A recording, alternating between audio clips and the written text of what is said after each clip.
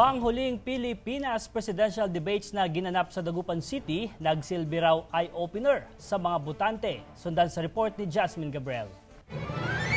Nasubok ang kakayahan at convincing power ng 5 kandidato sa pagkapangulo ng bansa. Sa huling leg ng Pilipinas presidential debates kagabi na ginanap sa Dagupan City. Matapos ang debate, naglabasan ng samut-saring reaksyon mula sa mga botante at maging sa mga netizen. Maganda ang kinalabasan ng debate ayon kay Attorney Feliciano Bautista na dating National President ng Integrated Bar of the Philippines. Nagsilbi raw itong eye-opener, lalo't ilang araw na lang bagong eleksyon sa Mayo 9.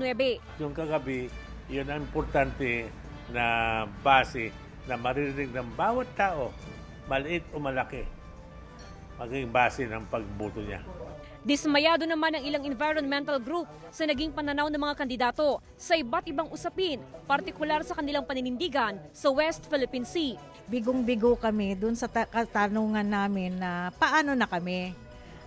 Dahil wala sino man sa mga kandidato sa pagka-presidente ang may balangkas ng paano pauunlarin ang ating lokal ekonomiya. Overall, medyo dismayado po kami sa tindig ng mga presidentiables natin pagdating sa mga issue ng coal dahil yung iba po sa kanila ay hindi malinaw, no, playing safe yung iba naman ay hindi namin nagustuhan yung sagot, lalo na yung isang sagot na sinasabing merong there is such a thing as a clean coal. Matapos ang ilang serye ng debate, malaking bagay ito para maging dapat tama ang basihan ng bawat botante sa pagpili ng iboboto. Jasmine Gabriel, naghahatid ng Balitang Amyanan.